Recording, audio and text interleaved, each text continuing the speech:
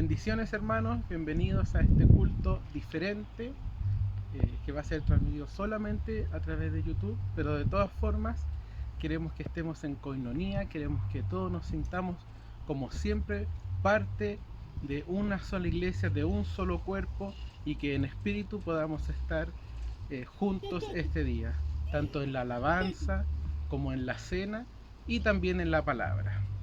Estamos a domingo 13 de febrero, son cerca del mediodía, y vamos a dar inicio a todas nuestras actividades como de costumbre a pesar de esta nueva modalidad. Entonces vamos a orar por la alabanza, por la cena y después por la palabra. Amén. Padre, damos tantas gracias, Señor, que a pesar de que estamos lejos, Señor, y a pesar de que hoy es un día especial porque no nos estamos conectando como de costumbre por Zoom, podemos sentir, Señor, su presencia primeramente y también la de los hermanos, especialmente hoy que vamos a cenar juntos, que vamos a estar en comunión los unos con los otros. Le pedimos, Padre, que el Espíritu Santo esté con nosotros, nos mueva, nos hable, y que la palabra que vayamos a oír se haga, Señor, presente en nuestra mente y en nuestros corazones para que podamos llevarla a cabo. Bendigo a mis hermanos, Señor, y también esta palabra que, a pesar de que está grabada, sabemos que su palabra siempre está viva y que nunca vuelve vacía. Oramos, Padre, en el nombre de Jesús, por su bendición en esta reunión. Amén. Hola, buenas tardes, hermanos. Nos agrada mucho poder reunirnos esta tarde para alabar al Señor y para aprender de su palabra. Yo he tenido un sentir especial de que alabemos al Dios del universo. A veces pensamos como que Dios es Dios de nosotros nomás, de los seres humanos, o Dios de incluso de un grupo de seres humanos solamente.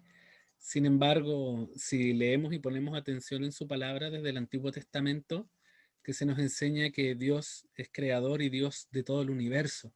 Muchas veces se menciona en su palabra habla de los habitantes del cielo, de la tierra y debajo de la tierra. Entonces, obviamente no existía la ciencia avanzada que existe ahora como para entender qué es lo que era el universo.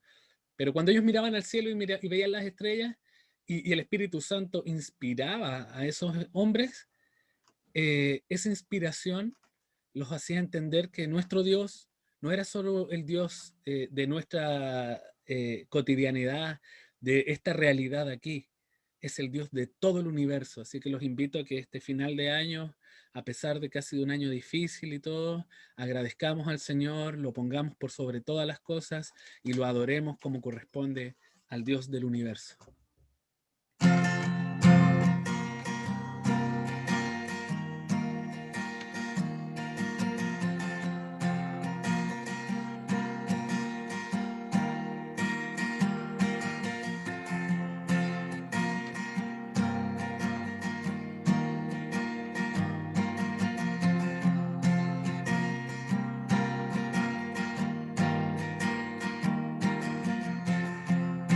Dios todopoderoso,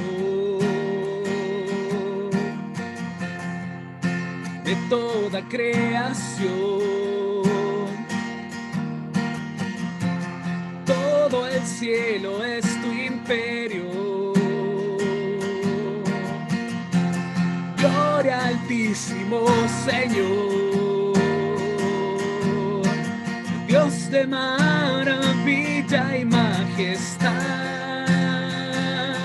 Eres santo, santo, el universo entero está a tus pies.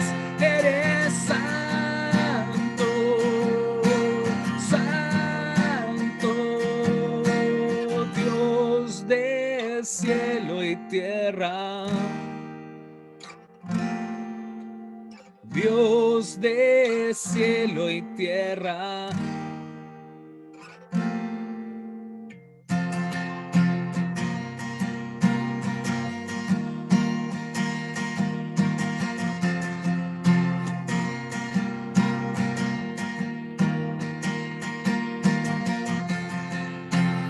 temprano en la mañana,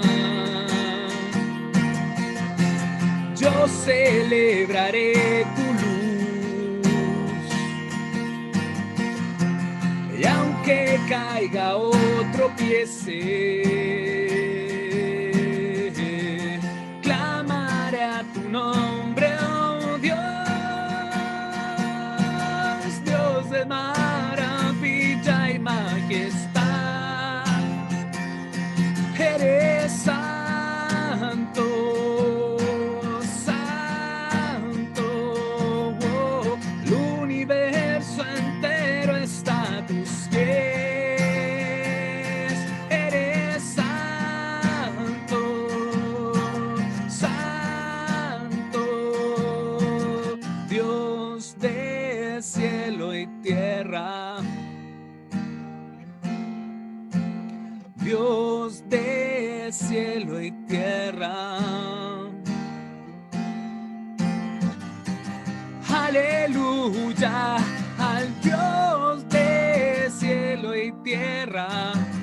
Aleluya al Dios de cielo y tierra. Aleluya al Dios de cielo y tierra.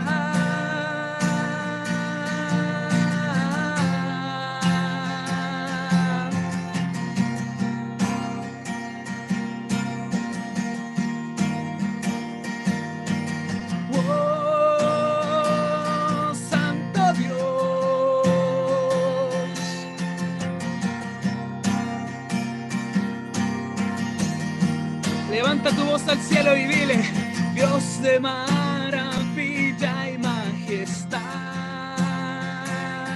eres santo, santo, oh, el universo entero está a tus pies. Eres santo, santo, oh, Dios de maravilla y majestad. Eres santo, santo, el universo entero está a tus pies. Eres santo, santo, oh. Tú eres santo, Dios Todopoderoso, de los cielos y de la tierra.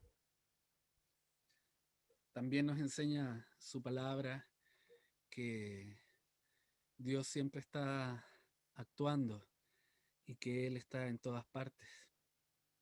Como decía un poco la canción anterior, Él es Dios del universo y nosotros entendemos que uno de sus atributos maravillosos es su omnipresencia. Los invito a que con un corazón compungido y humilde alabemos a nuestro Señor.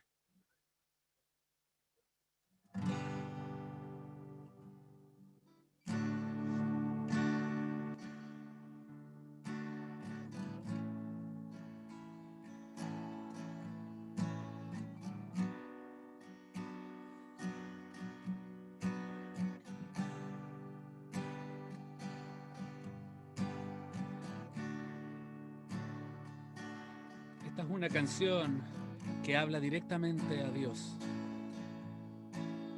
Háblale a Dios en tu corazón. Aquí estás, debemos mover, te adoraré, te adoraré. Aquí estás, obrando en mí, te adoraré, te adoraré.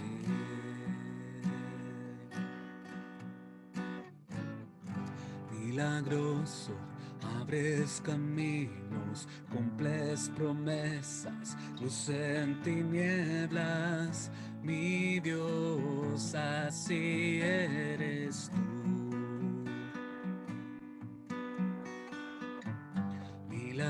milagroso, abres caminos, cumples promesas, luz en tinieblas, mi Dios, así eres tú.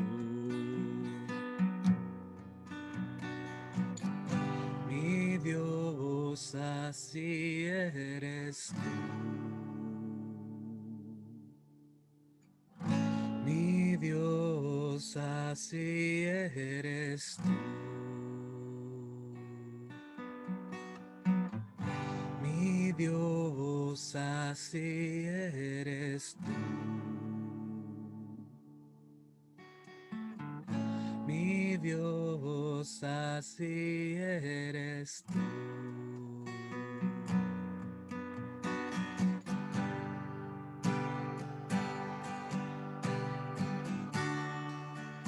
El Señor está aquí, hermano, en tu hogar, en tu corazón y en tu familia. Alaba a Dios de corazón. Aquí estás, tocando mi corazón. Te adoraré, te adoraré.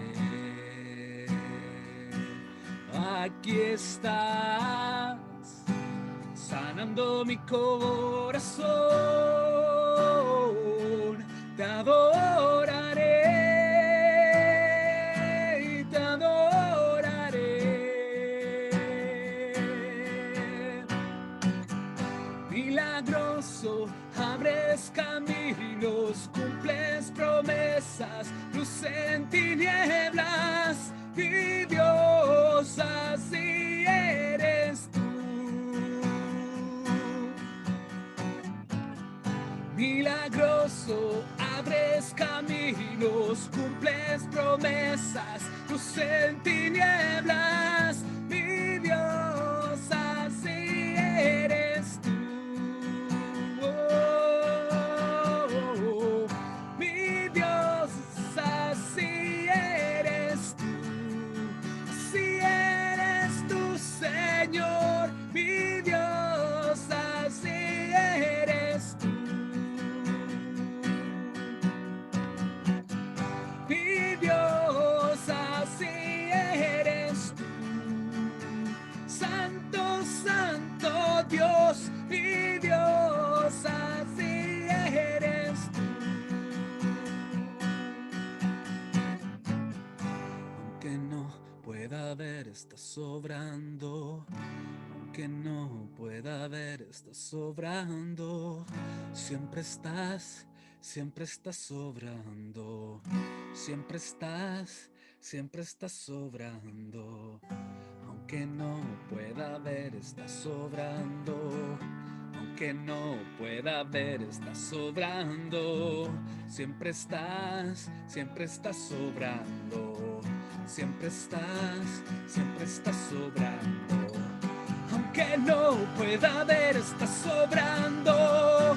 Aunque no pueda ver, estás sobrando. Siempre estás sobrando. Siempre estás sobrando. Milagroso, abres caminos, cumples promesas, luz en tinieblas, mi Dios, así eres tú. Milagroso, abres caminos, cumples promesas, luz en tinieblas, mi Dios, así eres tú. Santo eres tú, Señor, mi Dios, así eres tú. Solo tú y nadie más, mi Dios, así eres tú. Gloria, mi Señor, mi Dios, así eres tú. Mi Dios, así eres tú. Así eres tú, Padre Celestial. Milagroso, abres caminos, Señor. Cumples promesas, Padre Celestial. Tú no te equivocas, Dios Todopoderoso, ni te arrepientes, ni mientes, Padre Celestial. Te alabamos, Señor. Amén. Como lo comentábamos al principio, hoy día vamos a compartir la cena y Cristo, cuando estuvo con nosotros, con los seres humanos, Él siempre enseñó. Yo siempre rescato esto, me llega mucho a mi corazón, de que Cristo estaba en el cielo, estaba en la gloria, y ya Dios se había acercado al hombre a través de Abraham, de Jacob, y en el Antiguo Testamento conocemos el testimonio de muchos profetas y de muchos hermanos antiguos, por decirlo así, que, que tuvo relación con Dios.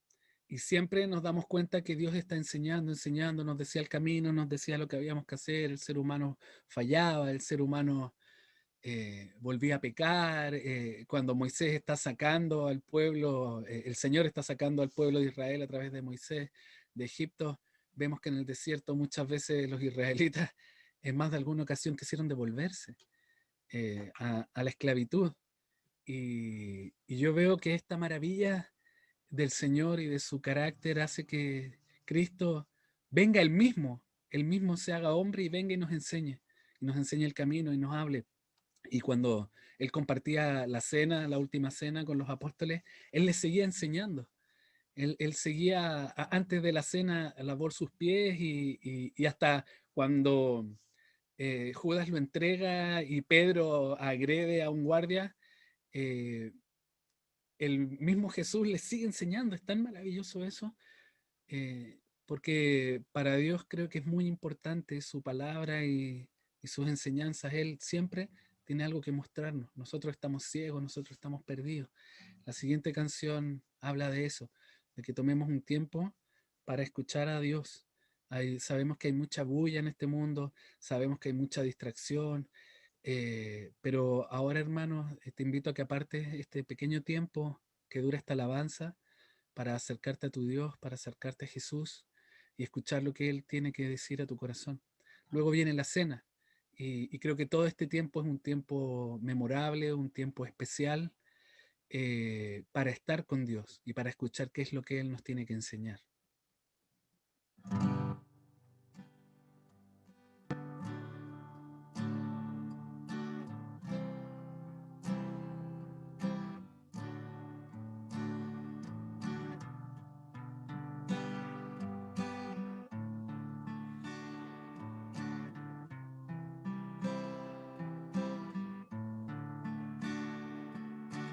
Quiero escuchar tu dulce voz, rompiendo el silencio en mi ser. Sé que me haría estremecer, me haría llorar o reír, caería rendido ante ti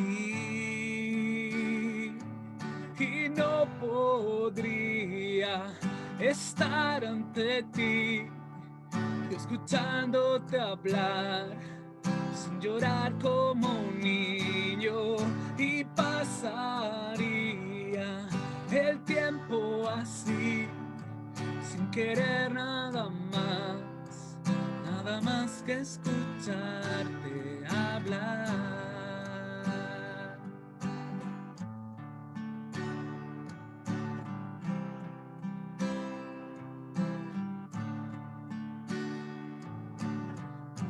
Oh Señor, oh Dios, yo quiero escuchar tu dulce voz, rompiendo el silencio en mi ser. Yo sé que me haría estremecer, me haría llorar o reír, y caería rendido ante ti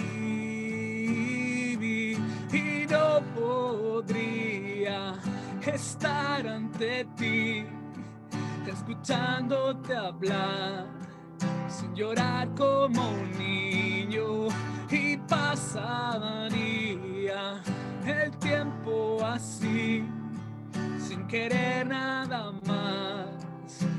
más que escucharte hablar, Señor, oh Dios.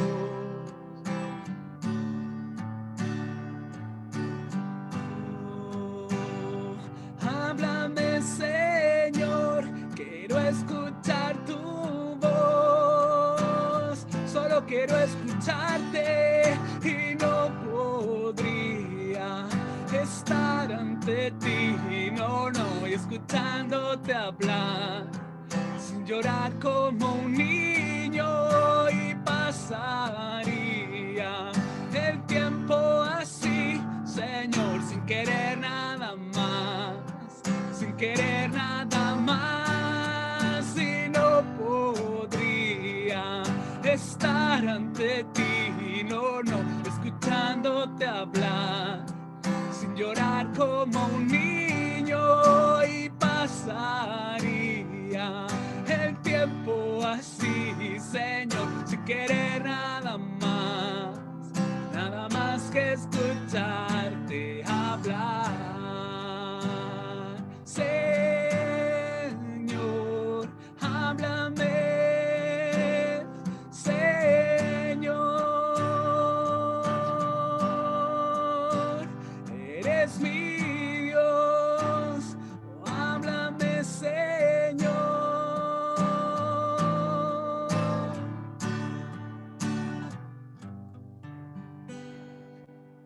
Oh Padre Celestial, Hijo y Espíritu Santo, te exaltamos, Dios Todopoderoso, en esta tarde, Señor. Nos reunimos como hermanos, como iglesias, Padre, para postrarnos ante ti, Señor, y reconocer que solo tú eres el Dios del universo, Padre Celestial. Que tú eres nuestro Dios creador, Padre, omnipotente, omnisciente, omnipresente, Padre Celestial.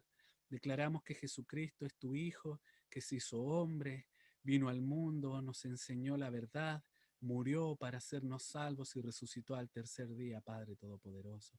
Declaramos que el Espíritu Santo es tu Espíritu consolador, ayudador, Padre Celestial, que está en nuestros corazones y que no nos dejará hasta el fin del mundo. Oh Padre Celestial, pedimos una bendición especial sobre este tiempo de alabanza, sobre este tiempo de comunión, de reunión, Padre Celestial. Yo pido una bendición de tu Espíritu Santo, Padre, sobre los corazones de cada uno de mis hermanos que están conectados, Señor, en este momento, que vamos a compartir la cena a distancia, Padre Celestial, y también oro por aquellos hermanos a los que va a llegar este culto de alguna manera, Padre, por YouTube, por Internet, que tal vez se van a conectar más adelante, Padre Celestial. Sabemos y entendemos, Señor, que tú tienes grandes cosas preparadas, Padre, para esta iglesia y para los hermanos que nos vean, Dios Todopoderoso. Confiamos en ti, Señor, y entregamos este tiempo de alabanza delante de ti, con acciones de gracias en el nombre de Jesucristo. Amén.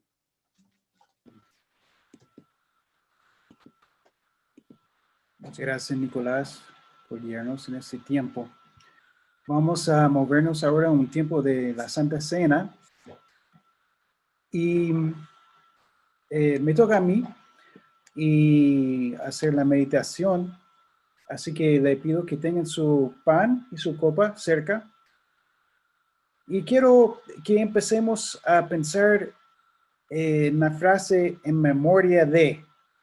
A lo mejor han escuchado eso en otras ocasiones. Por ejemplo, yo sé que en mi país se habla mucho de eso. Cada 11 de septiembre, es una fecha importante también en los Estados Unidos, tanto como en Chile. Siempre pensamos en eso, en memoria de lo que pasó el 11 de septiembre de 2001, acá el 73, y pensamos en lo que pasó ahí. En otras ocasiones pensamos a lo mejor, bueno, en mi país, en las guerras que han pasado y los que murieron para que los demás pudieran tener libertad en su país.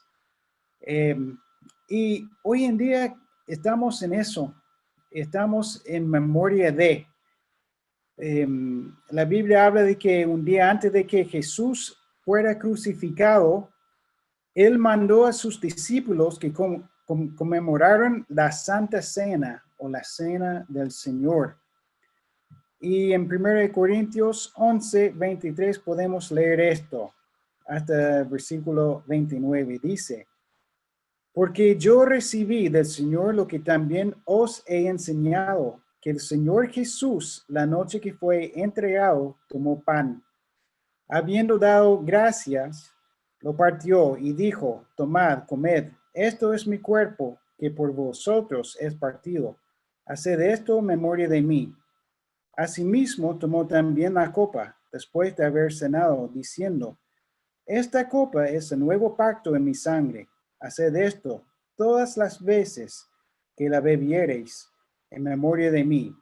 Así pues, todas las veces que comiereis este pan y bebiereis esta copa, la muerte del Señor anunciáis hasta que Él venga.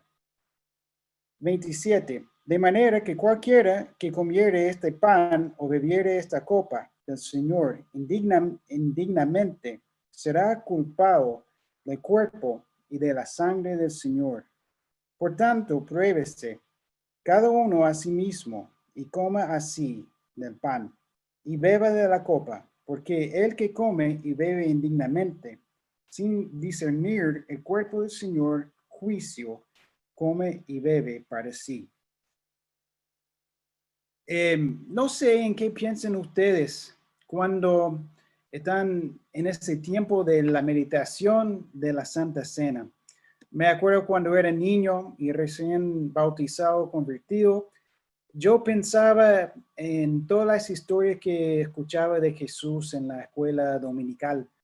Intentaba pensar en un aspecto diferente cada vez en esas historias de que Jesús tenía compasión, de que Jesús tenía amor, de tanta cosa diferente cuando Jesús daba pan y peces a los 5,000 para que comieran, en muchas cosas más. Siempre intentaba pensar en algo diferente, un aspecto diferente de Jesús. Pero yo creo que es importante que pensemos en lo que Jesús mismo dijo. Ese pan partido, tenemos que pensar en ese pan partido que representa el cuerpo mismo de Jesús partido. El dolor que sufrió cuando fue partido de una forma su cuerpo. Cuando pensamos en el pan. En la copa pensamos en, hacemos memoria de la sangre que fue derramado, la sangre que fue derramada para perdonar mis pecados, los tuyos y de todo el mundo. Y no es este tiempo, yo creo que a veces nos confundimos que este tiempo es para perdonar nuestros pecados. Sino este tiempo no es para eso, sino recordar que lo que Jesús hizo en la cruz es por ese hecho nosotros somos perdonados. No es un tiempo para que el Señor nos perdone, sino recordar que Jesús ya nos perdonó. Y hay una frase ahí que podemos leer, que ya leímos, comer y beber indignamente. ¿Pero qué significa eso? Yo creo que cuando yo era niño y hasta hace poco, yo creo que muchas veces nosotros pensamos, a lo mejor tú también, podemos pensar que comer y beber indignamente es cuando nosotros pecamos mucho, a lo mejor en la semana o el mes antes de tomar la Santa Cena, que nosotros no podemos tomar en ese momento la Santa Cena porque pecamos mucho. O fue un mes o una semana en que a lo mejor no tuve una buena relación con mi Señor. Pero yo creo que no es eso. Yo creo que claro que no es eso. Si fuera eso, ninguno de nosotros podríamos ser dignos de tomar la Santa Cena y y estar con nuestro Señor. Yo creo que no es eso. Y creo que es esto, comer y beber indignamente es esto. Primero, yo creo que tiene una parte de no reconocer la gravedad del pecado. Yo creo que muchas veces podemos llegar a la Santa Cena y verlo como otra parte, una parte más del culto. Cuando yo creo que la Santa Cena es algo tan importante que debe ser el enfoque, puedo hasta decir que debe ser el enfoque del culto, de nuestro tiempo, porque es un tiempo que estamos recordando de lo que Jesús hizo en la cruz, lo que Dios hizo a través de Jesús en proveer una forma en que nosotros podamos tener una relación con Dios. Comer y beber indignamente es no reconocer la gravedad del pecado y lo malo que yo soy, lo malo que tú eres delante de Dios, del Dios Santo, y no reconocer la necesidad absoluta que yo tengo de Jesús, que yo tengo de lo que Jesús hizo en la cruz y de que Jesús es mi Salvador y fue el sacrificio perfecto para el perdón de mis pecados. Este debe ser un tiempo en que nosotros estamos recordando, si tú puedes recordar una muerte de la ser querido, más importante para ti, esto debe ser un tiempo de recordar eso, algo más fuerte que eso, porque esto cuando Jesús llegó y recordar cuando Jesús cambió todo a través de su muerte.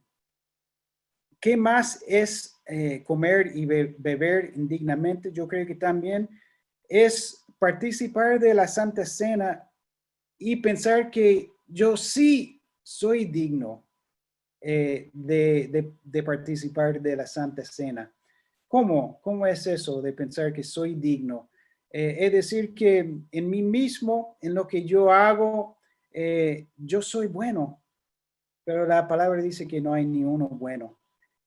Y nosotros solo podemos ser dignos cuando nosotros reconocemos que todo es a través de lo que hizo Jesús. Y solo por el hecho de lo que hizo Jesús, yo sí ahora puedo ser de una forma digno para tomar esta Santa Cena, que mi suficiencia es a través de Jesús y solo en el sacrificio que él hizo en la cruz.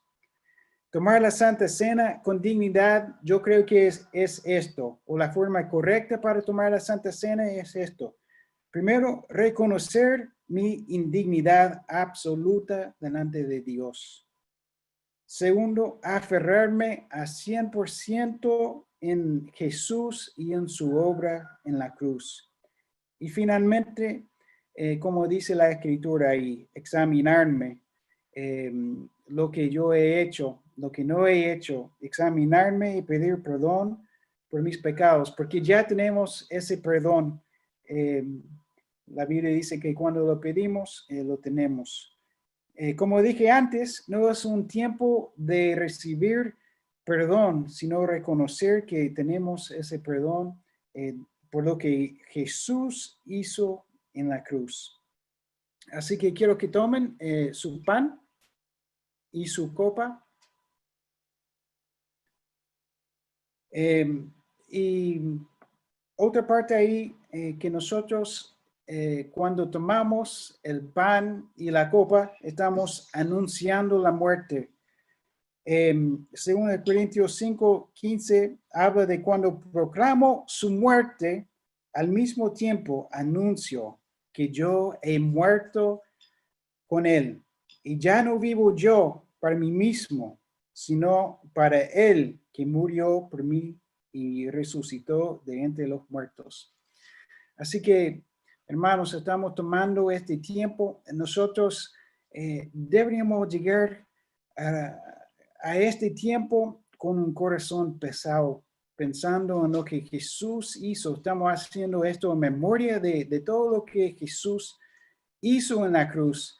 el dolor que sufrió por nosotros. Y este pan, estamos tomando este pan que representa su cuerpo partido, que el pan también fue partido antes.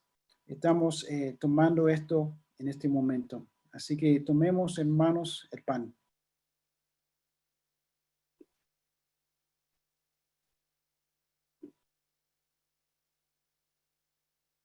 De la misma forma, tomemos también la copa que representa la sangre de Jesús derramada en la cruz.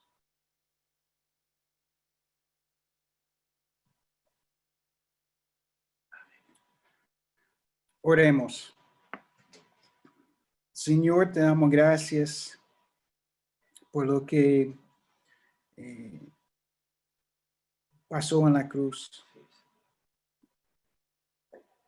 Señor, ayúdanos a entender eso en este momento, lo que pasó en la cruz. El peso y reconocer, Señor, la gravedad de lo que es no reconocer eso, Señor. La gravedad de no reconocer delante de ti que nosotros somos indignos. Pero a través de lo que Jesús hizo en la cruz, nosotros podemos acercarnos con confianza, Señor. Que es algo que tú hiciste, Señor, no nosotros. Que delante de ti somos indignos, pero Jesús hizo todo posible. Gracias, Señor, por ese sacrificio perfecto. Gracias, Señor. Ayúdanos, Señor, a reconocer en este momento, en este tiempo. Tomen unos momentos ahora para reconocer eso.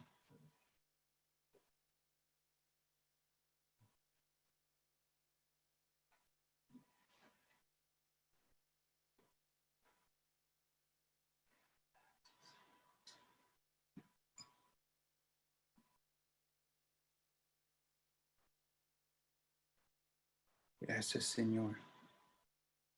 Amén. Ahora vamos a pasar a un tiempo de la palabra con mi suegro. Álvaro va a predicar ahora y vamos a volver a orar brevemente para él, por el Señor.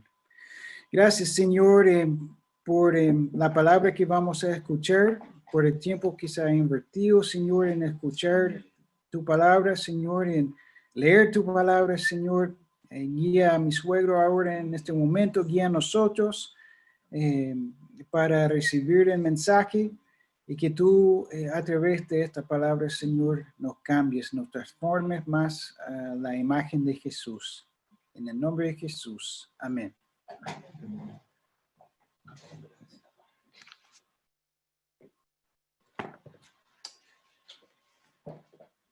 Amén. Buenas tardes a todos mis queridos hermanos de la ICC. La palabra de hoy día va a ser, como siempre lo es conmigo, larga. Así que hoy día la ICC almuerza tarde. Y tiene por título Tiempos de prueba. Tiempos de pruebas. En los últimos 5 años me ha correspondido predicar el último domingo de diciembre. Y digo, por una parte ha sido así porque Dios lo ha querido, y por otra parte puse entre paréntesis porque soy el pastor del ICC. Así que me instalo el último fin de semana del año. Pero por lo general uno piensa y parte en esta prédica relatando cómo fue el año, haciendo un recuento, ¿verdad? De hecho, me acuerdo claramente cómo fue mi predicación de fin de año pasado. Hice un recuento y luego fui insertando la palabra del Señor inspiracionalmente o discrecionalmente de acuerdo a lo que cada parte del recuento nos arrojó. Y recuerdo que fue muy especial esa reunión y esa predicación. Ahora, en este año tengo la impresión de que no sería a esta altura, particularmente de este año 2020, muy grato escuchar otra vez sobre lo que nos ha tocado vivir estos 9 meses. Es decir, tal vez nos sería muy grato hacer un recuento de lo que todos sabemos que hemos vivido y que hemos comentado vez tras vez. Fíjense que lo que hemos vivido en estos 9 meses es una situación en común que nos ha tocado a todos por igual. Una situación compleja para todos, una situación fuerte para todos, una situación delicada para todos, larga para todos, 9 meses. Yo saqué la conclusión de que llevamos exactamente 9 meses y algunos días. Es como un embarazo. Y las mamitas acá sabrán lo que es un embarazo. 9 meses de complejidad, de complicación. Pero es cierto que cuando nace el hijo, la hija, esos 9 meses pasaron a ser gloriosos después. Entonces, y es distinto esto incluso a los terremotos que vivimos acá en Chile, que son tan fuertes, que nos golpean tan tremendamente, pero el terremoto viene, empieza, remueve el piso, se nos mueve todo y termina, y después viene la reconstrucción nada más. Pero ahora son 9 meses y es impredecible, es indecible. Yo no sé quién puede asegurar qué va a pasar mañana o pasado con esta situación que estamos viviendo. Y la iglesia del Señor en todo esto no ha sido la excepción, en absoluto. Es decir, acá cristianos y no cristianos, toda la humanidad, incluida la iglesia del Señor, está en este tiempo, que para mí es un tiempo de prueba. Salmo 11, 5 y 6 dice así: Jehová prueba al justo. Y tiene una segunda parte, esa es la parte A, la parte B, y sobre los malos hará llover calamidades. Entonces yo siento que este salmo quiere decir, Jehová va a hacer llover calamidades. Al justo le va a tocar ser probado y el malo simplemente va a cargar con todas esas calamidades. Porque hay que tener en claro esto, el Señor prueba. Hermanos queridos, el Señor prueba y el Señor nos prueba. Porque Él es soberano para hacerlo. Y a veces yo me pongo a pensar y digo, ¿por qué estamos viviendo esta situación? ¿O por qué como cristianos a veces nos tocan tiempos tan difíciles, tan complejos, tan pesados? Porque el Señor simplemente es el Señor. Tengo que concluir en ello. Porque el Señor es soberano. Porque somos propiedad de Él y Él hace como a Él bien le parece. Pero siempre hay un propósito porque el Señor es soberano, pero quiero decirte algo, el Señor no es sádico. Él es soberano. Y si alguno piensa que las cosas pasan por casualidad, porque sí, te digo hoy con todas sus letras, esto no es así. Todo lo que nos acontece, sin excepción, querido hermano, es porque Dios lo ha determinado o porque Dios lo ha permitido. Eclesiastés 3:18 dice así: en mi corazón dije en cuanto a los hijos de los hombres, ciertamente Dios los ha probado. Y yo digo hoy día, así como dijo Salomón que escribió Eclesiastés, en mi corazón dije, ha dicho Salomón, sobre los hijos de los hombres, ciertamente Dios los ha probado. Dios ha mandado un tiempo de prueba sobre la humanidad, pero continúa diciendo, para que vean que ellos mismos son semejantes a las bestias. Fíjate lo que decía Salomón, este sabio. Y yo a veces miro la reacción de la gente hoy día, miro cómo la gente se conduce, aún en este tiempo tan complejo, y digo, tenía razón Salomón. La prueba nos delata. La prueba saca lo más malo de nosotros. La prueba saca lo más malo de la humanidad y somos semejantes a las bestias. Escrito hace tantos años, miles de años atrás, y tiene toda la razón. Pero aquí quiero hacer 3 precisiones, hermanos. Escuchemos porque esta parte es importante para nosotros los cristianos. 3 precisiones. Primera precisión, hay pruebas que vienen de Dios. Es decir, hay una prueba que es prueba de Dios para nosotros. Y bueno, Jeremías 17:10 y tantas otras lo dicen. Yo, Jehová, que escudriño la mente, que pruebo el corazón. Es decir, hay una prueba que es una prueba que procede de Dios, que Él soberanamente determina probarnos. Y allí nosotros no tenemos nada que hacer, ni que decir, ni ni elaborar nada para evitar esa prueba, porque esa prueba viene de parte de Dios. Pero hay una segunda precisión, escucha bien, hay consecuencias que nos toca vivir y que son duras y difíciles para nuestras vidas, que nos duelen, que nos complican, pero que no corresponden a una prueba de Dios, sino, y aquí está lo interesante, escuchemos, al resultado de nuestras malas acciones y elecciones, de nuestras malas decisiones, en otras palabras. Gálatas 6, 7 y 8.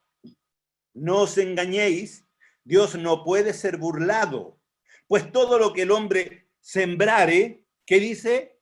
Eso también segará.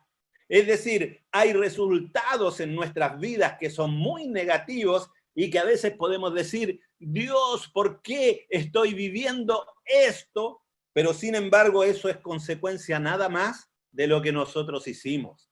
Eso es resultado de las malas decisiones. Eso es cosecha de lo que sembramos. Y si la cosecha es mala, es por una sola razón, porque sembramos mal. Hay un dicho, pero muchos más que estuve examinando, que dice, siembra vientos y cosecharás, ¿qué cosas? Tempestades, tormentas. Y la tercera y última precisión, antes de entrar de hecho en materia, hay pruebas, puse entre paréntesis tentaciones, porque así lo dice Santiago, pero que apunta exactamente a lo mismo, que proceden de nosotros mismos, de nuestra concupiscencia, como dice Santiago. Y acá hay que diferenciar este tipo de pruebas que no proceden de Dios en absoluto, sino de una situación externa, pero que activa un mecanismo interno nuestro que se llama concupiscencia. Y que Santiago lo dice claramente, lo puedes ver luego en Santiago capítulo 1, versículos 12 al 14, que dice así la parte medular. No se equivoquen, hermanos, dice Santiago. Dios no puede ser tentado por el mal, ni él tienta a nadie, sino que cada uno es tentado cuando de su propia concupiscencia, es decir, de su propio interruptor interior, es atraído y seducido. Y en esto, ¿por qué digo esta tercera precisión? Porque yo me topo muchas veces con cristianos y me dicen, Álvaro, lo que pasa es que yo soy muy tentado. A ver, hay que poner atención. ¿Será tu concupiscencia la que te hace tentar tanto? Porque yo también soy tentado. Yo soy tentado, hermanos, permanentemente a mirar cosas que no debo mirar. Soy tentado permanentemente a meterme en páginas en internet que no debo meterme. Soy tentado a pensar en cosas que no debo pensar. Entonces me doy cuenta que está viva esa concupiscencia que dice Santiago ahí en el interior y que allí debo orar. Y si soy muy tentado, como dicen algunos hermanos, es que yo soy muy tentado en esto. Entonces, hermano, ora. Porque Jesús, de hecho, dijo, orad y velad. ¿Para qué? Para que no entréis en tentaciones. Así que lo que hoy día vamos a hablar es de la primera precisión, de las pruebas que provienen de Dios. Pero quiero que te quede claro, en tu mente y en tu corazón, estas tres precisiones. Hay pruebas que proceden de Dios y que esas pruebas, hermanos queridos, tenemos que encomendarnos al Espíritu Santo para pasarlas y vivirlas lo mejor que podamos hacerlo. Segundo, hay consecuencias de nuestras malas acciones, de nuestras malas decisiones, y allí tenemos que pedirle sabiduría al Señor. Si hay consecuencias, tenemos que aceptar las consecuencias estoicamente y pedirle perdón al Señor porque la embarramos y seguir hacia adelante. Y tercero, hay tentaciones, pero que son las tentaciones esas que nos brotan, que nos fluyen de nuestro propio interior, que son activadas en un sentido exteriormente, pero que ahí en el interior está el motor que las ejecuta. Cuando tengamos esas tentaciones, oremos, velemos y oremos para que no entremos en tentación. Hoy día vamos a hablar de las pruebas de Dios sobre nuestras vidas. Y quiero para eso que veamos 1 Corintios 10:13, porque aquí también hay algunas cosas que me gustan mucho. Mire lo que dice el apóstol Pablo para nosotros en relación a estas pruebas que provienen de Dios. No os ha sobrevenido, ninguna tentación que no sea humana.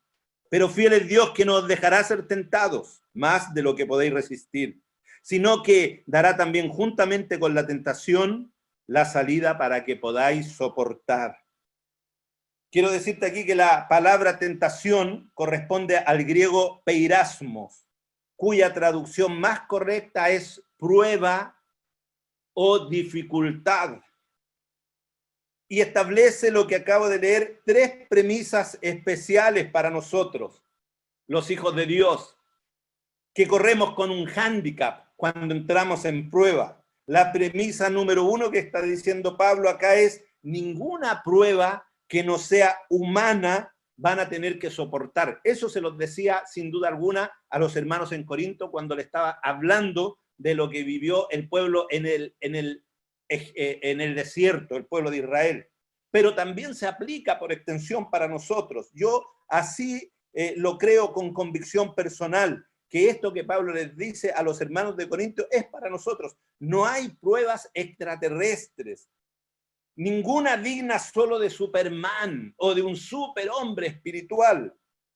Ya es bueno saber eso, ¿verdad? Lo segundo, dice la premisa número 2, Dios no nos dejará ser probados más allá de lo que podamos resistir. Ah, qué bueno, Señor, qué bueno. El Señor lo sabe todo, hermanos.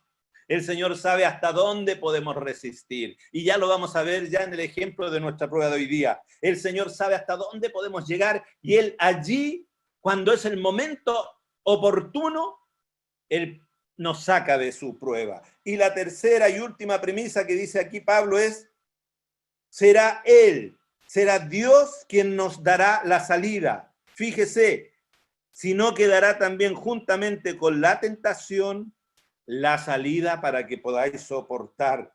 Y esto a mí me hace tanto bien, porque entiendo que yo no tengo que estar buscando la salida para mi prueba. No tengo yo que estar buscando mi propia salida, porque muchas veces cuando hago eso, desapruebo. No apruebo en mi prueba, porque me salgo antes de tiempo, porque no resisto, porque no llego hasta donde debo llegar, sino que me escapo, me escabullo del tiempo y de la prueba de Dios.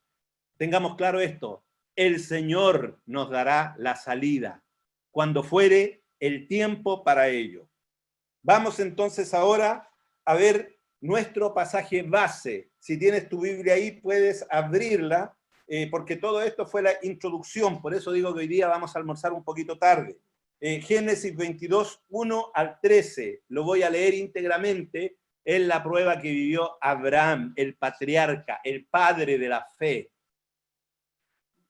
Génesis 22, del 1 al 13, dice así: aconteció después de estas cosas que probó Dios a Abraham y le dijo: Abraham.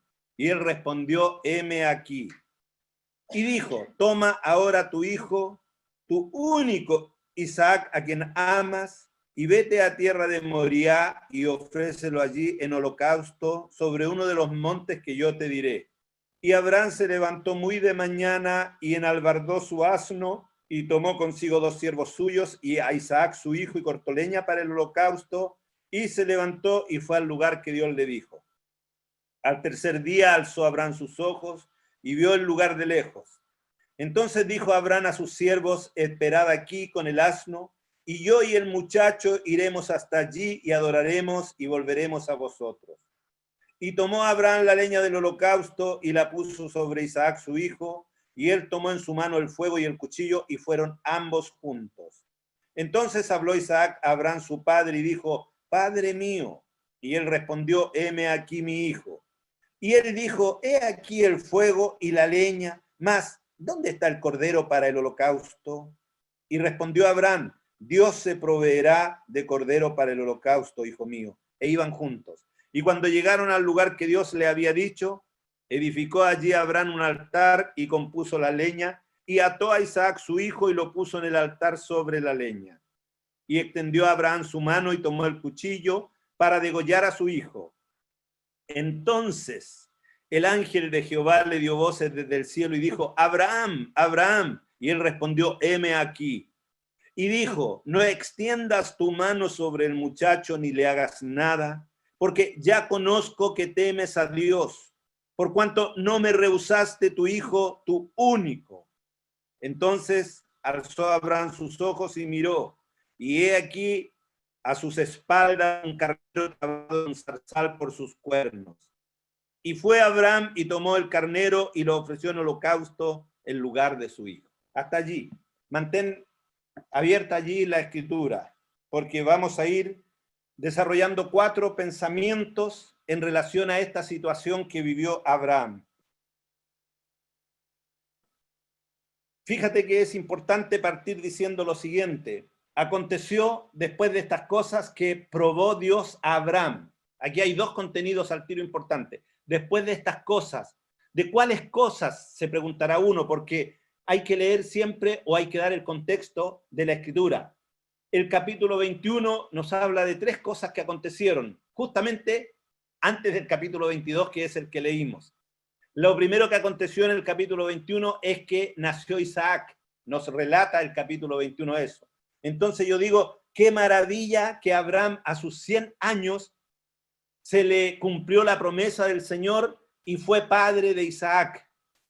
Lo segundo que aconteció ahí fue que tuvieron que echar del campamento a Agar con Ismael, el hijo que había tenido con la esclava, y que estaba dando conflicto y dificultad, porque eso era natural que fuese así. No podía esa situación no dar conflicto y dificultad en un hogar constituido como Dios lo quería.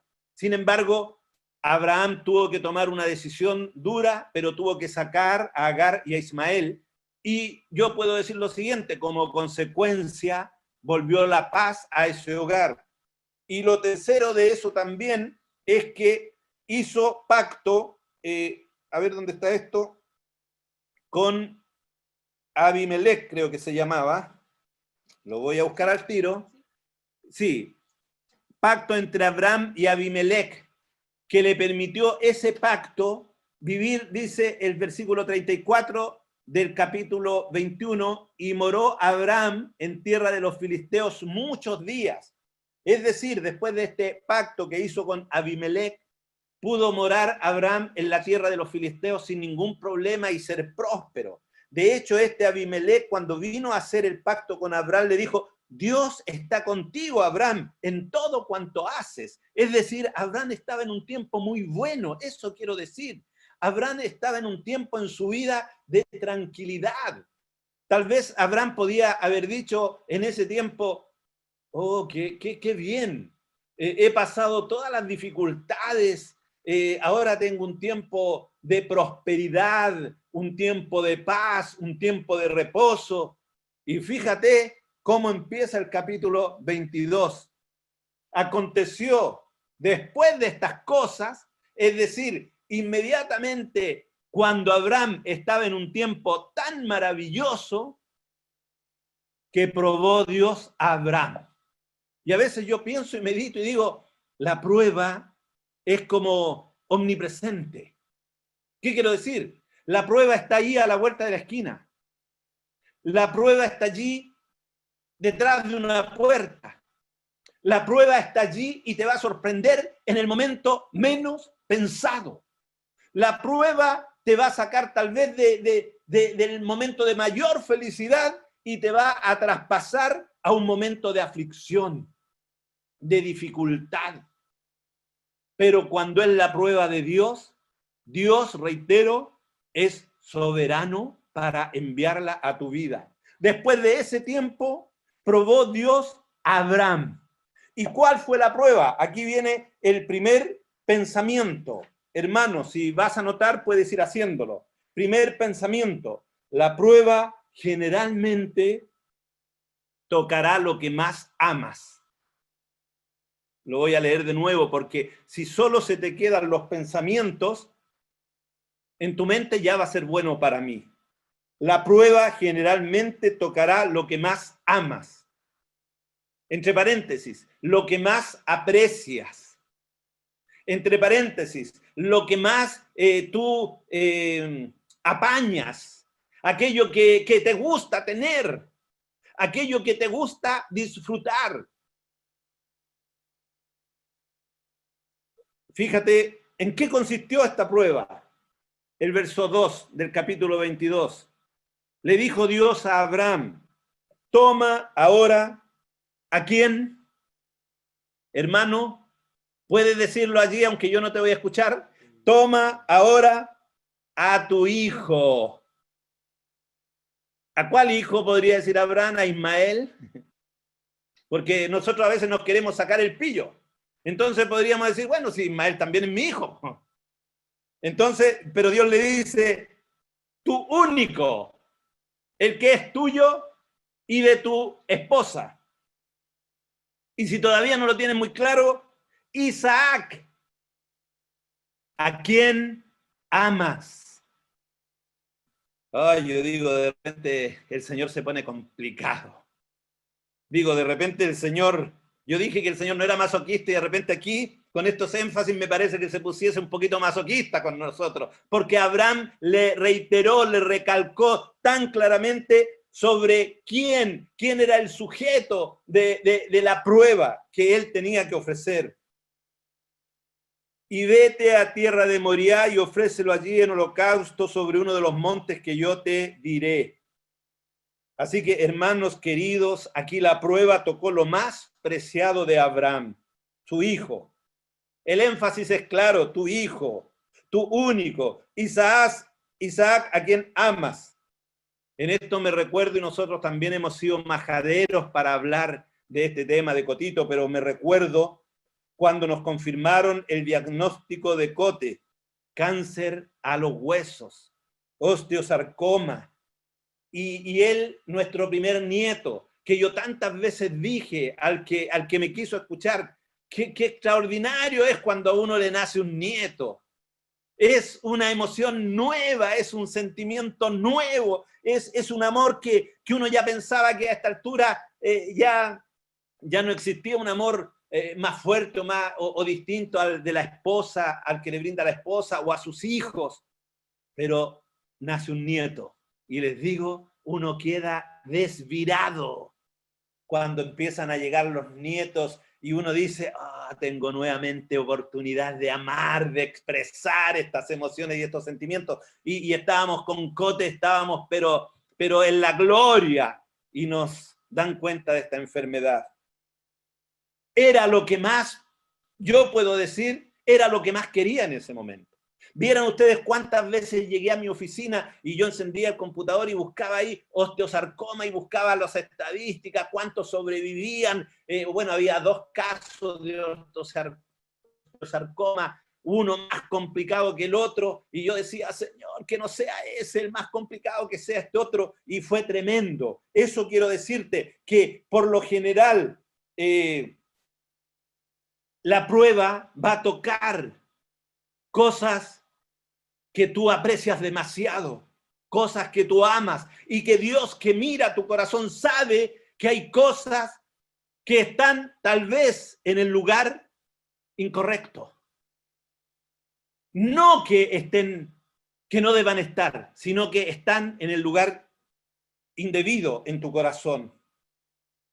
Fue tal el impacto que a mí me ocasionó esa noticia y el tiempo que duró mi lucha hasta que comprendí que había que entregárselo al Señor.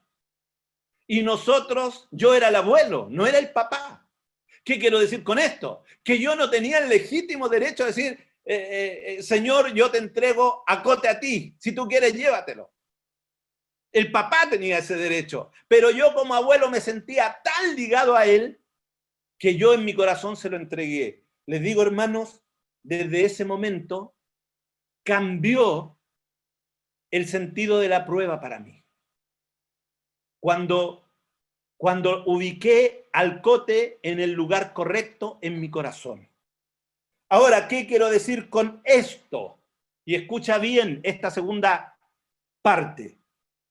Que hay que cuidar, que tenemos en primer lugar en nuestro corazón. Y te lo repito, hay que examinar, hay que cuidar qué tienes en primer lugar en tu corazón. Lucas 14:26, anótalo por allí. Si alguno viene a mí y no aborrece a su padre y madre, y mujer e hijos, y hermanos y hermanas, y aún su propia vida, no puede ser mi discípulo. Aborrecer en todo caso, hermanos, significa amar menos. Pero también se puede entender en el sentido que el discípulo debe estar listo para sacrificar lo más amado por causa de Cristo. Lo que está diciendo aquí Jesús, si alguno ama más a su madre, a su padre, a su mujer, a sus hijos, a sus nietos, más que a mí, no puede ser mi discípulo. Amados, debemos permanentemente examinar nuestro corazón para cuidar que quien ocupe el primer lugar en él sea Cristo. Así fue necesario con Abraham. Era fácil pensar en el lugar que podría él haber tenido a Isaac en su corazón. ¿En qué lugar crees tú que le tenía? Eso te lo dejo para meditación. Eso lo sabe Dios y lo sabe Abraham. Vamos al segundo pensamiento. En el momento peak de la prueba, generalmente estarás solo. Anótalo, por favor, y ya te vas a dar cuenta que lo que estoy diciendo es así. En el momento peak de la prueba, es decir, en el momento cúlmine, cuando la curva de tu prueba esté arriba, generalmente vas a estar solo. Leamos el versículo 3 al 5. Escucha bien, de nuestro pasaje base. Y tomó consigo a Abraham 2 siervos suyos y a Isaac su hijo, y cortó leña para el holocausto, y se levantó y fue al lugar que Dios le dijo. Al tercer día alzó Abraham sus ojos y vio el lugar de lejos. Entonces dijo Abraham a sus siervos, a los 2 siervos que iban con él: esperen aquí con el asno, y yo y el muchacho iremos hasta allí y adoraremos y volveremos a vosotros. Hay una etapa en la prueba en que sí vas a poder estar acompañado. Hay una etapa en la prueba en que sí van a poder llamarte por teléfono los hermanos, sin duda alguna van a poder apoyarte, van a poder darte palabras de consuelo, de ánimo, van a poder decirte estoy contigo, pero te aseguro una cosa, en el momento peak, en aquel momento en donde la curva está arriba, allí vas a estar tú solito, pero ya verás que no va a ser tan así, pero quiero decirte en cuanto a compañía. Esto pasa porque algunos tenemos la tentación de querer vivir nosotros la prueba de nuestros seres queridos. No sé si te ha pasado esto a ti, pero muchas veces uno dice, ¡uy! ¡Qué tremendo lo que está pasando mi hija! ¡Qué tremendo lo que está pasando mi nieto! Quisiera yo estar en su lugar. De hecho, yo lo dije por Cote, y yo creo que cualquier abuelo lo diría. Yo le cambio al tiro, y mándeme ese cáncer a mí. Yo ya he vivido harto tiempo, pero también muchos padres lo dicen de sus hijos. Nuestra hija con Carla, con Pablo, hace un tiempo atrás le robaron su auto, ya no aparece. Varias veces pensé, me hubiera gustado que me hubieran robado el auto a mí, porque a ellos, que tienen menos recursos que cualquier cosa, pero no podemos nosotros vivir la prueba del otro, ni debemos. Pero también los que estamos viviendo la prueba debemos entender que va a llegar un momento donde vamos a estar solos frente a nuestra prueba. En esto siempre pienso en la primera actitud que tuvieron los 3 amigos de Job, que vinieron, dice la Escritura, a condolerse y consolarle, al enterarse de todo el mal que le había sobrevenido. Job 2:13, tú puedes leerlo, anótalo allí por lo menos. Dice, así se sentaron con él en tierra por 7 días y 7 noches. Y escucha bien, y ninguno le hablaba palabra porque veían que su dolor era muy grande. Es decir, en el momento más tremendo de Job, los amigos vinieron, pero solamente le acompañaron, nada más. Ni siquiera le hablaron una palabra. Yo digo que lo hable y sabio fue eso, aunque después le embarraron bastante cuando comenzaron a hablar. Por eso en la prueba, hermanos, en la prueba de los demás no hablemos mucho. Es bueno hablar lo menos posible. Y es bueno acompañar simplemente lo que podamos acompañar. La prueba es tuya frente a Dios y eres tú el que tiene que vivirla y que tiene que pasarla y que tiene que superarla. Mira lo que le aconteció a Pablo, el gran apóstol, el hombre carismático, el hombre que hacía milagros, aquel hombre que cualquiera quisiera seguirlo y estar con él en las buenas y en las malas.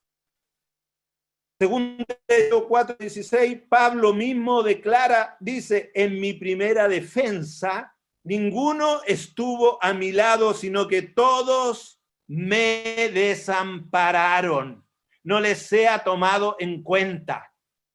Pablo tenía que estar solo en su primera defensa, punto y fin. Dios así lo requiere. Porque somos nosotros, cada uno, el que está en la prueba, el que está siendo tratado. Es el corazón de cada uno, no es el de mi hermano. Mi hermano puede apoyarme en oración, mi hermano puede apoyarme en un llamado, pero él no va a estar allí, ni debe estar viviendo mi prueba.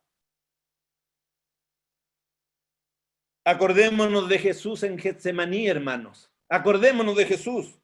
Primero fue con los 11 hasta un lugar del jardín del huerto de Getsemaní. Luego tomó a 3 que eran sus más íntimos y se adentró en el huerto, pero luego dejó a los 3 allí y él llegó solo al lugar donde dice que se tiró literalmente de guatita a Jesús a orar y a clamar, donde él les declaró a esos 3, mi alma está angustiada hasta la muerte, y él fue y oró. Y de hecho, cuando regresó al lugar donde estaban los 3, ¿qué les expresó Jesús? Así que no habéis podido velar conmigo ni una hora. O sea, no solamente él los dejó así y fue solo al momento pic de su clamor, sino que cuando volvió se dio cuenta que ni siquiera habían orado por él. Porque la prueba es así, hermanos. En el momento cúlmine estarás necesariamente solo. Esta es la realidad humana de la prueba, voy a decirlo así. Esta es la realidad humana de la prueba. Tú solo la enfrentas en su momento crucial. Vamos al tercer pensamiento. Tercer pensamiento, la expresión, el ejercicio de la fe en la prueba es fundamental. Lo voy a repetir. La expresión, el ejercicio de la fe en la prueba es fundamental. Versos 6, 7 y 8. Y tomó Abraham la leña del holocausto y la puso sobre Isaac su hijo. Y él tomó en su mano el fuego y el cuchillo y fueron ambos juntos. Fíjate, llegó al momento donde dejó allí sus 2 siervos. Incluso dice la escritura que leí anteriormente a esta, dice, y al tercer día de camino, o sea, 3 días caminó Abraham con sus 2 siervos, con el asno cargado con la leña y con su hijo, sabiendo que tenía que llegar al monte Moriah. 3 días, y al tercer día, dice, levantó la vista. Yo me figuro cómo habrán sido esos 3 días para Abraham. ¿En qué estaría y vendría pensando en todo ese caminar, en esas 72 horas, mirando cabizbajo, mirando solamente al suelo? Por algo dice, al tercer día recién levantó la vista y vio a lo lejos el lugar donde Dios le había señalado. Luego deja allí a sus 2 criados y parte en la segunda etapa, en la etapa crucial. Parte a conquistar la cumbre, como los escaladores. que allí parten solo, allí tienen que subir a como dé lugar, casi conteniendo la respiración hasta llegar arriba, poner la bandera y bajar, sacarse una foto y bajar, así de fuerte. Allí Abraham tomó la leña, la puso sobre Isaac su hijo, y él tomó en su mano el fuego y el cuchillo, y fueron ambos juntos. ¿Hablarían algo en ese momento? Le iría diciendo a Abraham, a Isaac: hijo, cuánto te quiero, tú no sabes lo feliz que he sido estos años de tenerte junto a mí. ¿Quién sabe qué le diría Isaac? Pero sí la Escritura relata algo tremendo. Y voy a decir así, la pregunta del millón. Porque si algo conversaron, la Escritura nos lo dice y es simplemente esto. Entonces habló Isaac a Abraham su padre y dijo: Padre mío. Y él respondió: heme aquí mi hijo. Y él, Isaac, le dijo: he aquí el fuego y la leña, mas ¿dónde está el cordero para el holocausto? Yo digo, hermanos, si ya esa pregunta para mi gusto era el pic de la prueba.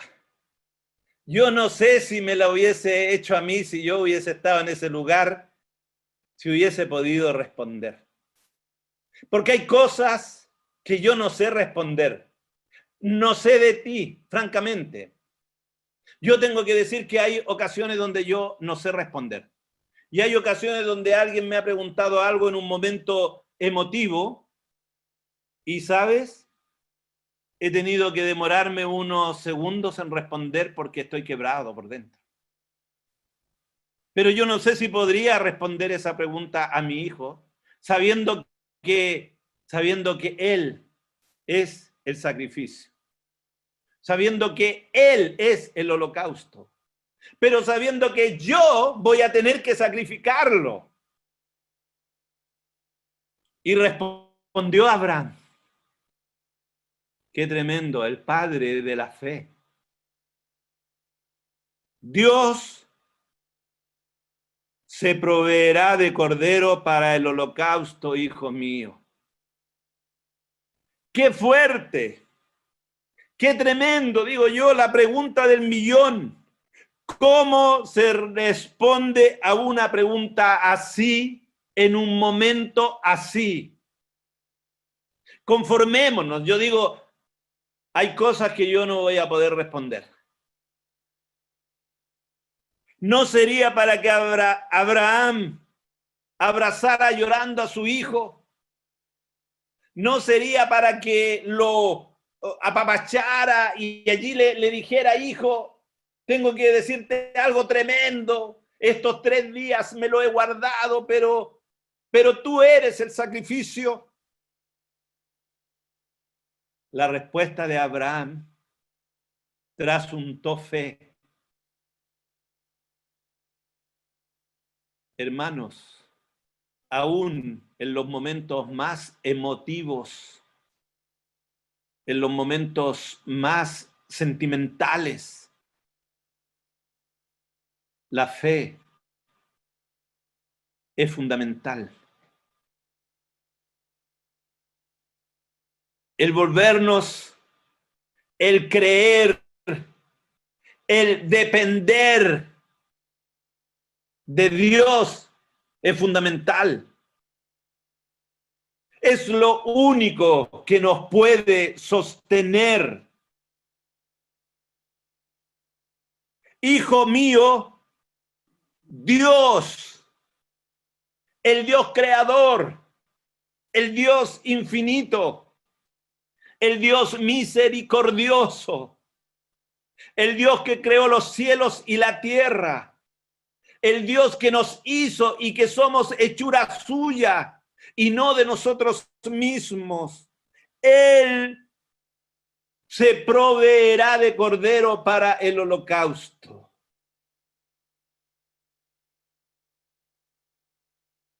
Ya lo dije en una prédica hace, no sé, años atrás, tal vez, no me acuerdo.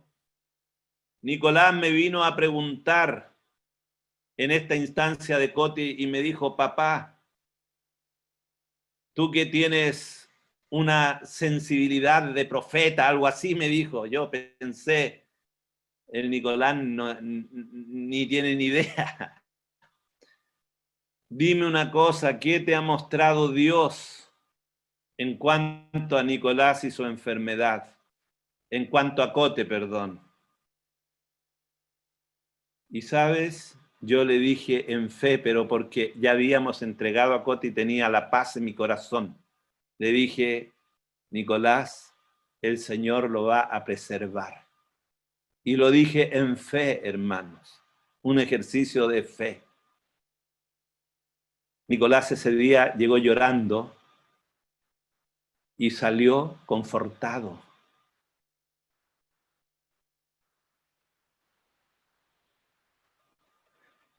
La respuesta de Abraham trasuntó fe. Santiago 1, 2 y 3 nos dice así: hermanos míos, tened por sumo gozo cuando os halléis en diversas pruebas, sabiendo que la prueba de vuestra fe produce paciencia. Porque cuando hay una prueba, hermanos, finalmente va a ser la fe la que nos va a contener. Va a ser la fe la que va a sostener esa prueba en nuestros corazones.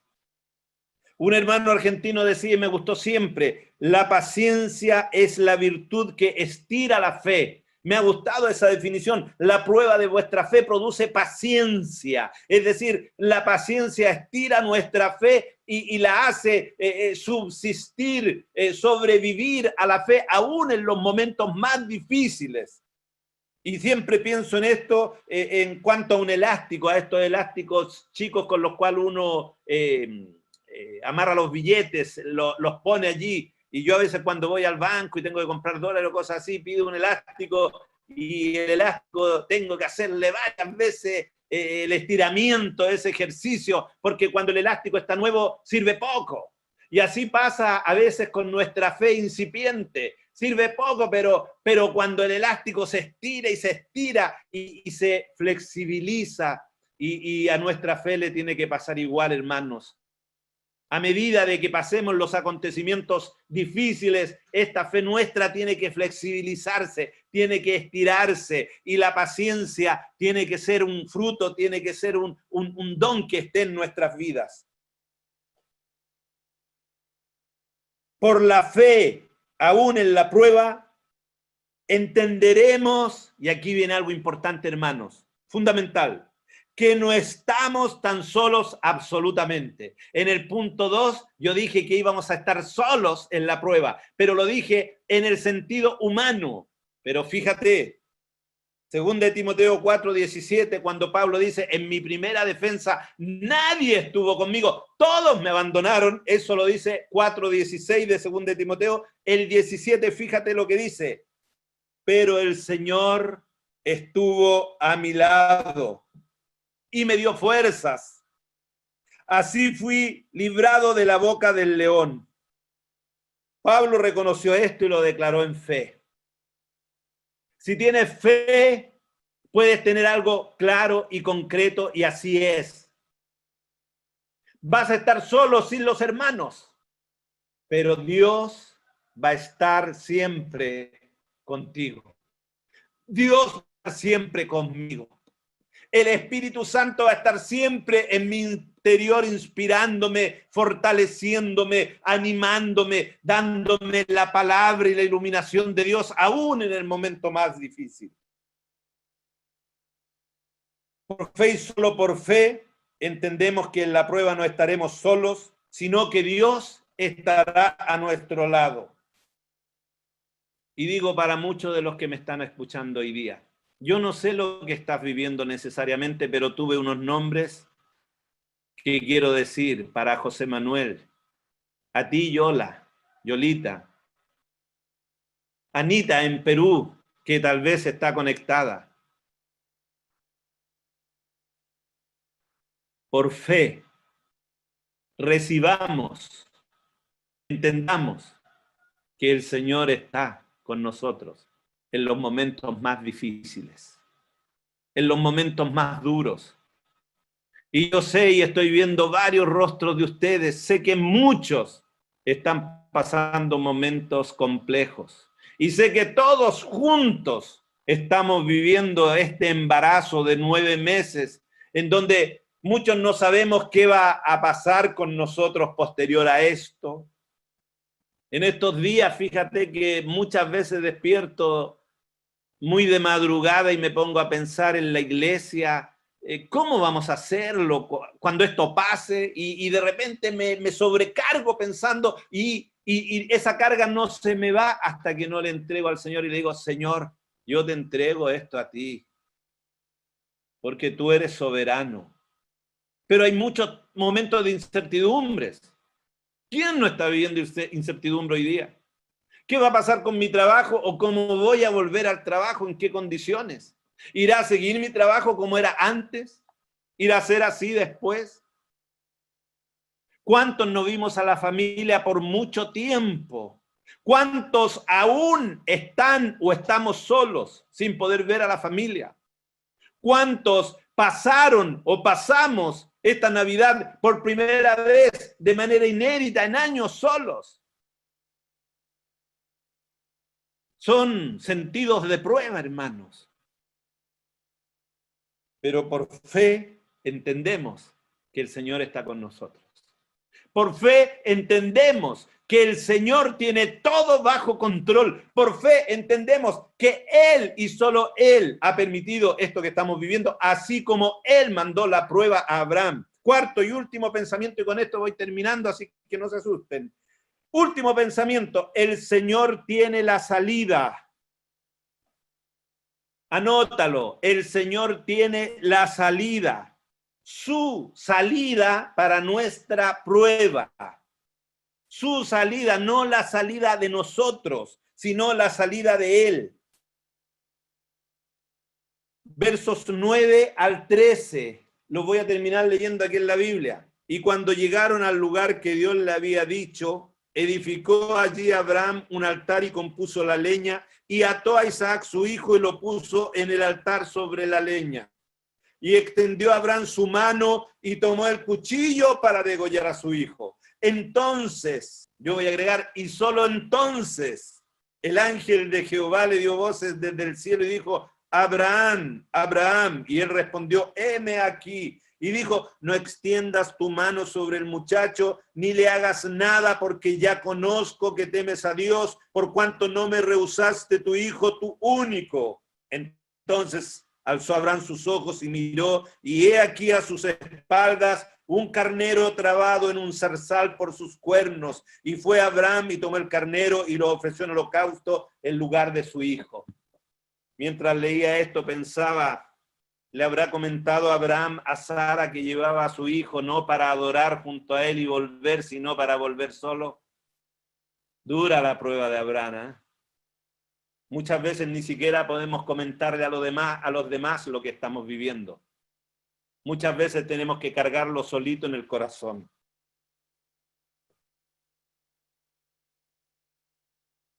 Y extendió Abraham su mano y tomó el cuchillo para degollar a su hijo. Quiero decir algo. Para Abraham, ese momento, y no era otro el momento en que su prueba debía finalizar. Es decir, puso el fuego, preparó el holocausto, tomó a su hijo, lo puso encima, fíjate. Tomó el cuchillo, lo levantó para degollar al muchacho. Y ese fue el momento, único momento, en donde la prueba de Abraham podía y debía llegar a su fin. Fue en ese momento donde el ángel de Jehová le dijo, no extiendas tu mano sobre el muchacho ni le hagas nada. Allí paró la prueba. Pero fíjate porque el ángel le dijo, ¿para qué era esa prueba? porque ya conozco que temes a Dios. Porque llegado ese momento, porque hasta ese momento Abraham todavía podía tomar él la salida. Todavía Abraham podía, antes de ese momento, decir, no, yo no me voy a someter a este extremo sufrimiento. Todavía Abraham podía haberse revelado y haber dicho, hasta aquí llega mi prueba. Como muchas veces nos pasa a nosotros, que buscamos la salida corta, la salida antes de, porque estamos muy agobiados y como consecuencia tenemos que repetir y repetir y repetir la prueba.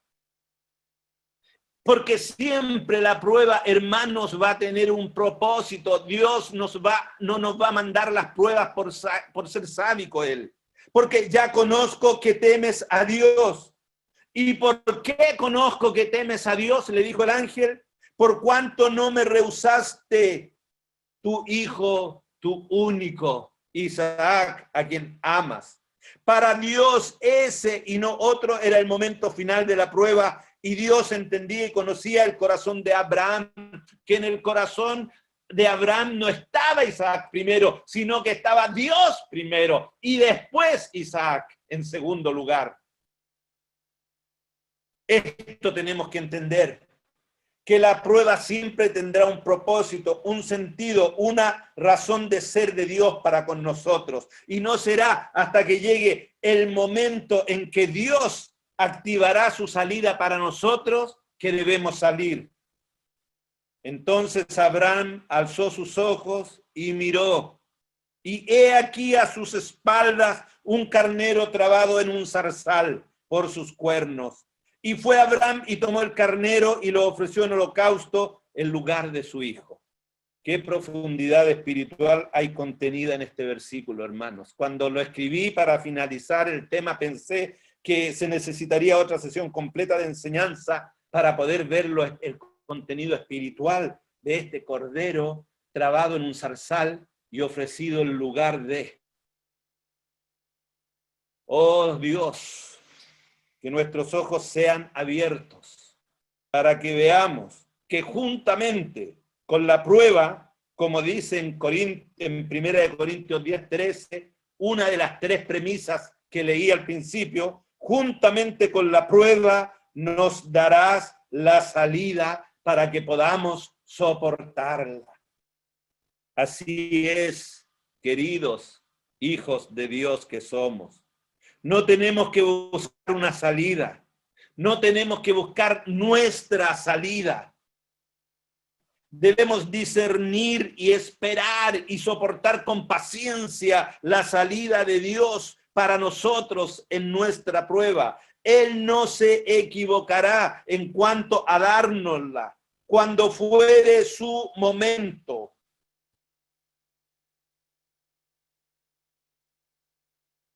Su ángel atrapará un carnero para trabarlo en un zarzal y ser ofrecido en lugar de nuestra prueba. Él no quiere matarnos, Él quiere bendecirnos y quiere darnos vida y vida en abundancia. Solamente que la prueba terminará en el lugar correcto y en el momento correcto. Por la fe, Abraham, cuando fue probado, ofreció a Isaac, pensando que Dios es poderoso para levantar aún de entre los muertos. Por lo cual pido en esta tarde ya, hermanos, que nuestra fe sea fortalecida. Aquellos que están viviendo momentos difíciles, momentos de perturbación, aquellos que están atravesando valle de sombra y de muerte, quiero decirles que su vara y su cayado estarán con nosotros y nos infundirán aliento. Aleluya. Recibe la gracia y la paz del Señor. Recibe en esta hora el poder del Espíritu Santo en tu vida y recibe la convicción de que Dios siempre quiere lo mejor para tu vida y para nosotros. Las pruebas de Dios siempre tienen un propósito.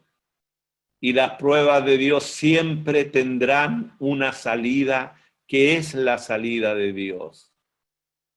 Las pruebas de Dios siempre fortalecerán y aumentarán nuestra fe.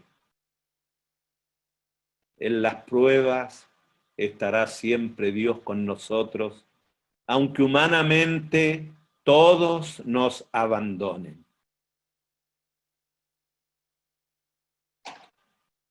Y la prueba de Dios vendrá indefectiblemente a nuestras vidas hasta que la imagen de su amado Hijo sea formada en nuestros corazones.